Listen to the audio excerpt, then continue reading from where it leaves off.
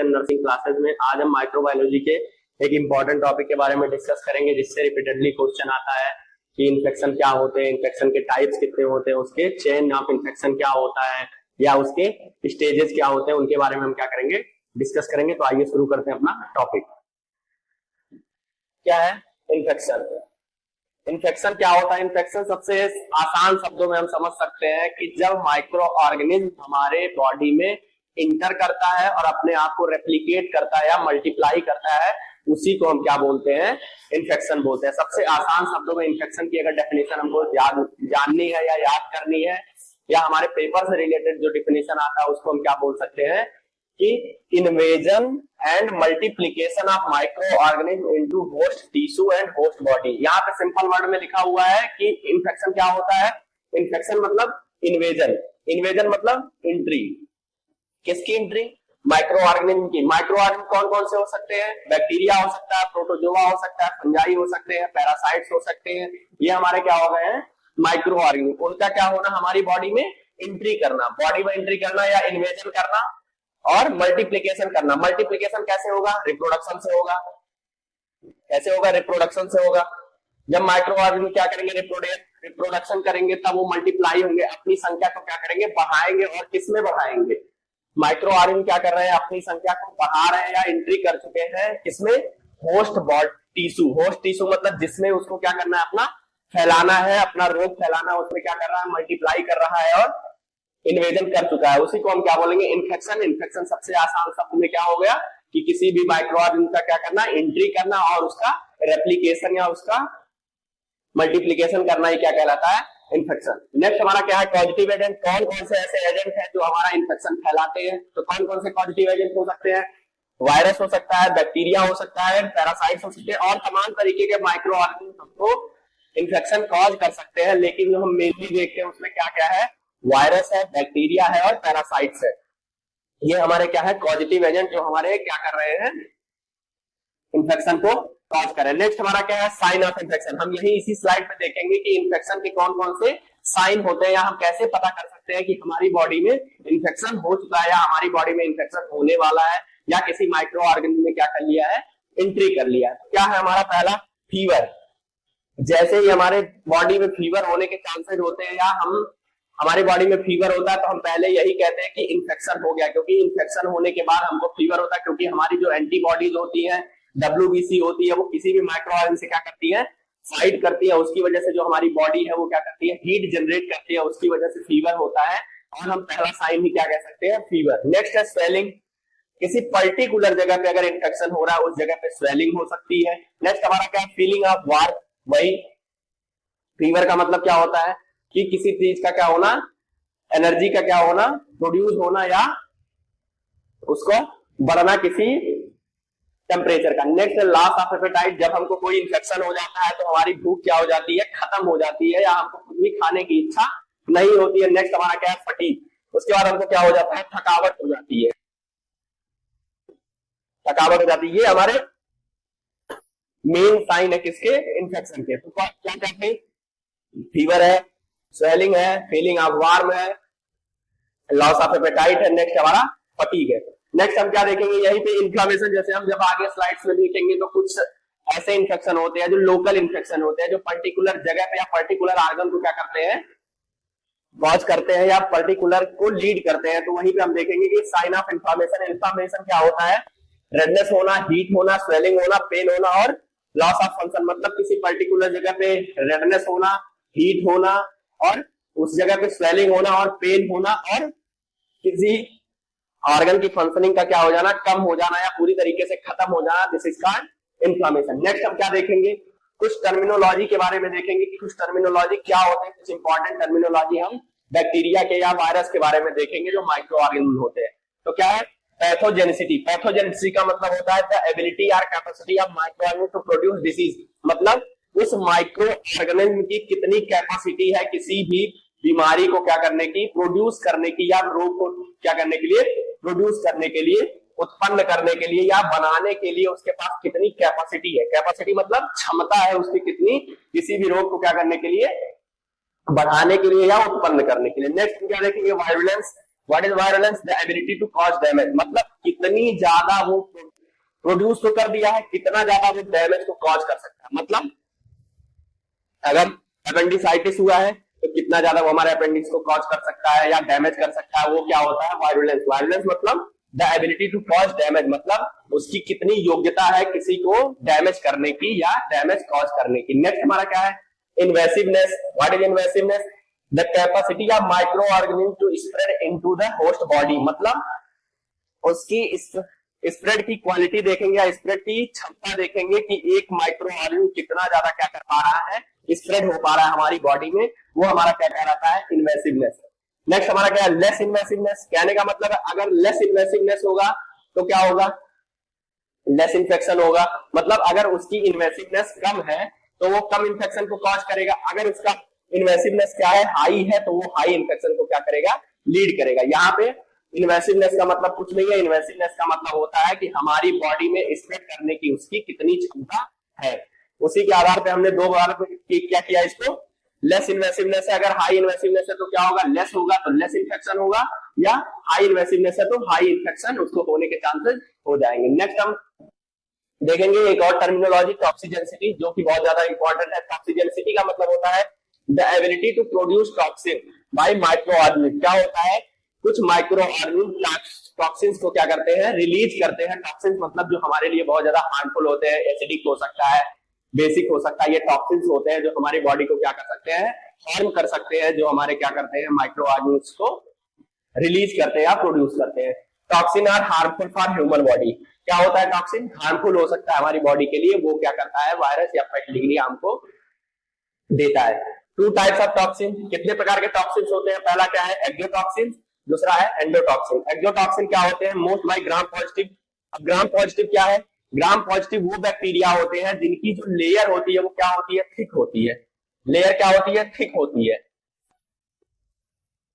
Layer thick होगी।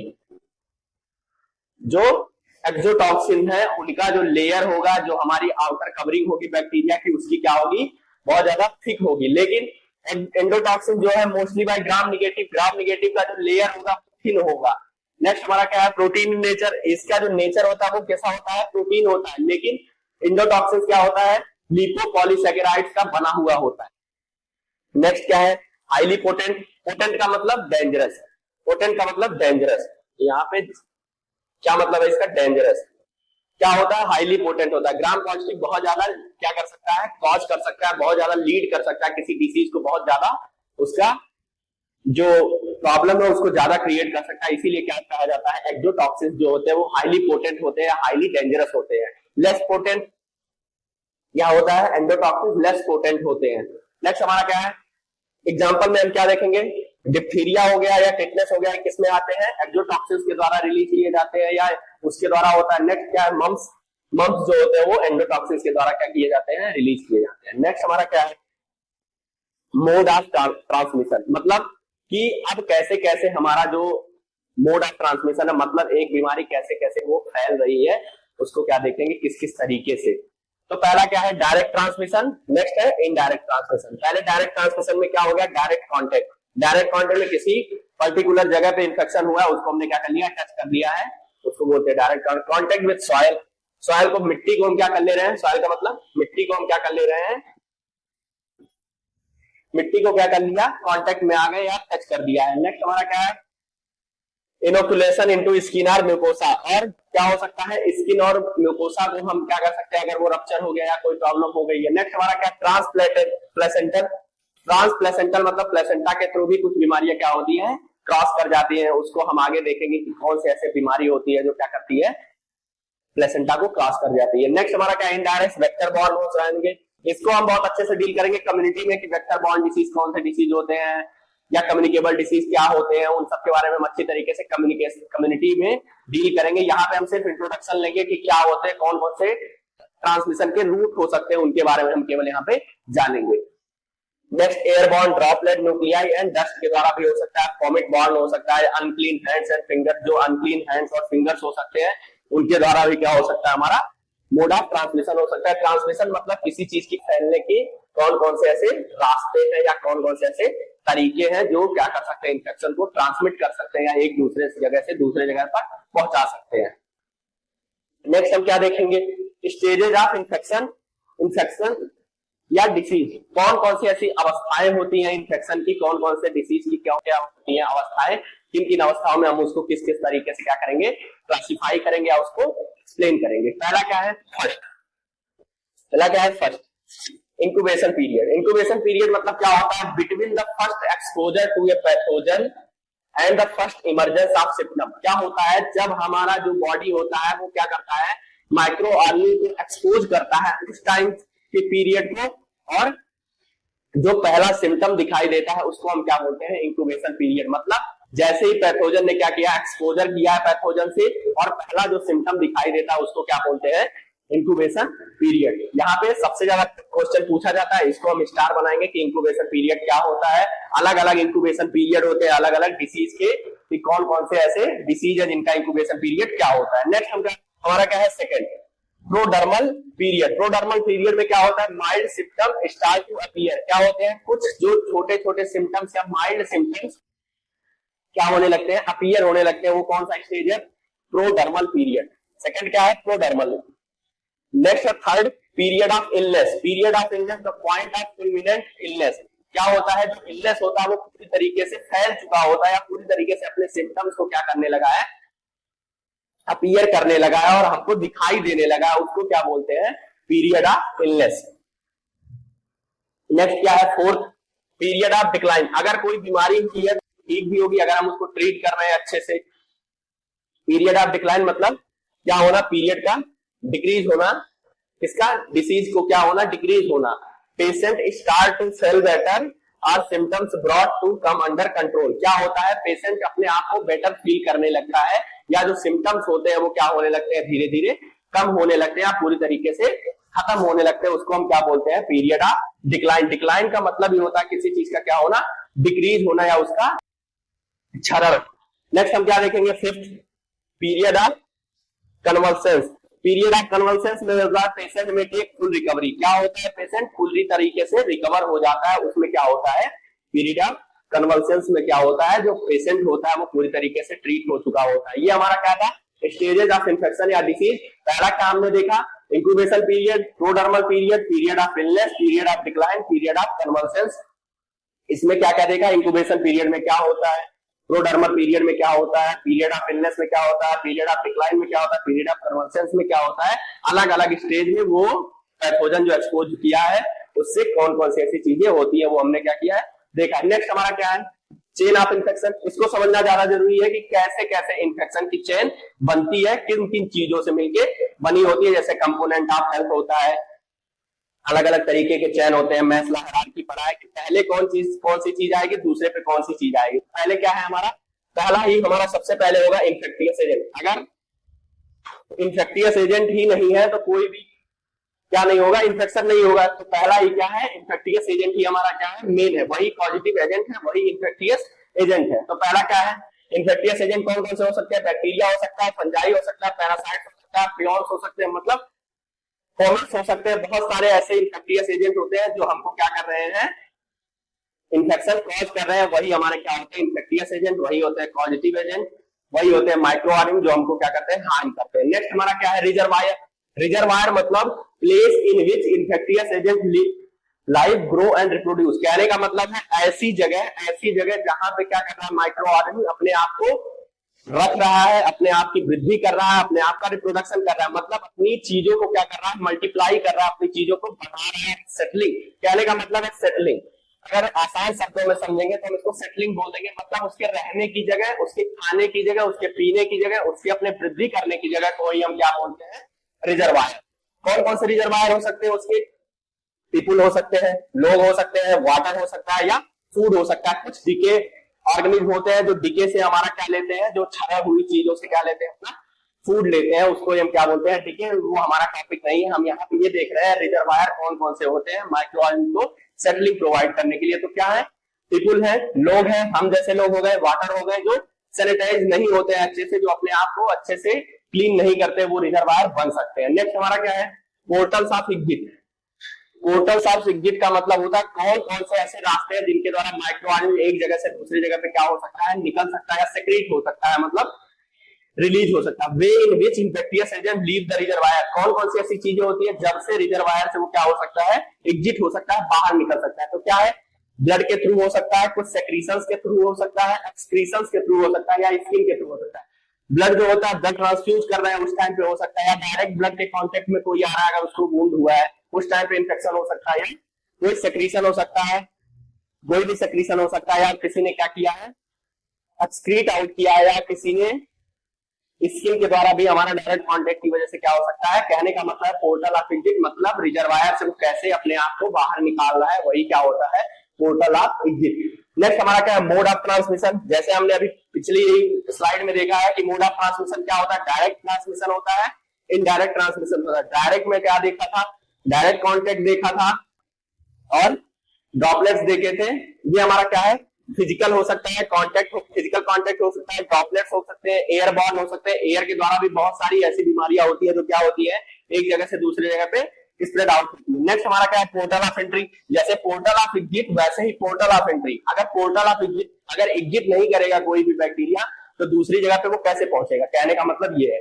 तो क्या है, म्यूकस है, मेम्ब्रेन, म्यूकस मेम्ब्रेन के द्वारा भी जा सकता है। म्यूकस मेम्ब्रेन मतलब हमारे बॉडी में प्रेजेंट होते हैं म्यूकस मेम्ब्रेन, या जो मेम्ब्रेन होता है जो क्या करता है, म्यूकस को सेक्रीट करता है, उस जगह पे जाके वो क्या कर सकता है, एंट्री ले सकता है। रेस्पिरेटरी सिस्टम, मेन क्या होता है, पाथवे होता है किसी भी इंफेक्टियस एजेंट का क्या होना, बॉडी में इंटर करना, उसको क्या होता है, रेस्पिरेटरी सिस्टम। डाइजेस्टिव सिस्टम, जैसे हमने फूड क्या नहीं किया, अच्छे से धुला नहीं है, उसको खा लिया है, या हमने किसी गंदे वाटर को क्या कर लिया, इनटेक कर लिया, उसकी वजह से क्या हो सकता है, हमारा प्रॉब्लम हो सकता है। या ब्रोकन स्किन, ब्रोकन स्किन का मतलब डैमेज स्किन। डैमेज स्किन अगर हुआ है, डायरेक्ट बॉडी के कांटेक्ट में कोई इंफेक्टियस एजेंट आ जाता है, उसकी वजह से क्या हो सकता है, पोर्टल ऑफ एंट्री हो सकती है। तो पोर्टल ऑफ एंट्री में हमने क्या देखा था, म्यूकस मेम्ब्रेन अगर कैप्चर हो गया उस जगह से हमारा क्या हो सकता है, इंफेक्टियस एजेंट जा सकते हैं। रेस्पिरेटरी सिस्टम जो मेन पाथवे है उसके द्वारा जा सकते हैं। नेक्स्ट हमारा डाइजेस्टिव सिस्टम है, अगर हमने सैनिटाइज फूड को नहीं खाया है तब भी हो सकता है। नेक्स्ट हमारा ब्रोकन स्किन मतलब कहीं पे हमारा स्किन डैमेज हुआ है, टीयरिंग हो गई है, उसके द्वारा भी हमारा क्या हो सकता है, ब्लड के कांटेक्ट में जाने से इंफेक्शन हो सकते हैं। ससेप्टेबल होस्ट, ससेप्टेबल होस्ट का मतलब होता है ऐसे कौन से होस्ट होते हैं, या ऐसे कौन से रिजर्वायर होते हैं, या ऐसी कौन सी चीजें होती है जिनके द्वारा इन्फेक्टियस एजेंट बहुत जल्दी एंट्री करने के चांसेस होते हैं। पहला क्या है, अगर हमारी इम्यून क्या हो गई है, डिफिसिट हो गई है, या इम्यूनिटी हमारी डिफिशियंट हो गई है। अगर इम्यूनिटी हमारी पूरी तरीके से अच्छे से काम नहीं कर रही है, उसमें डिफिशियंसी आ गई है। डायबिटीज हो गया, डायबिटीज में हमने सुना है अगर किसी को भी प्रॉब्लम हो जाती है तो वो जल्दी हील नहीं कर पाता है। नेक्स्ट हमारा अगर कोई बर्न इंजरी है, अगर किसी पेशेंट को बर्न हो गया उसके द्वारा भी हो सकता है। अगर कोई सर्जरी हुई है उसके द्वारा, अगर हमने एसेप्टिक टेक्निक अच्छे से फॉलो नहीं किया है तब भी हो सकता है। आगे हम देखेंगे कि कौन कौन से तरीके से इन्फेक्शन हो सकते हैं, किन किन प्रकार के इन्फेक्शन होते हैं। नेक्स्ट हमारा क्या है, एज। जो हमारे ससेप्टेबल एज होते हैं, जो सबसे ज्यादा ससेप्टेबल होते हैं वो क्या होते हैं, बच्चे होते हैं और बुढ़े होते हैं। क्या होते हैं, चिल्ड्रन हो गए, और ओल्ड एज के लोग क्या होते हैं, सबसे ज्यादा ससेप्टेबल होते हैं, क्योंकि जो इनकी इम्यूनिटी होती है वो क्या होती है, वीक होती है।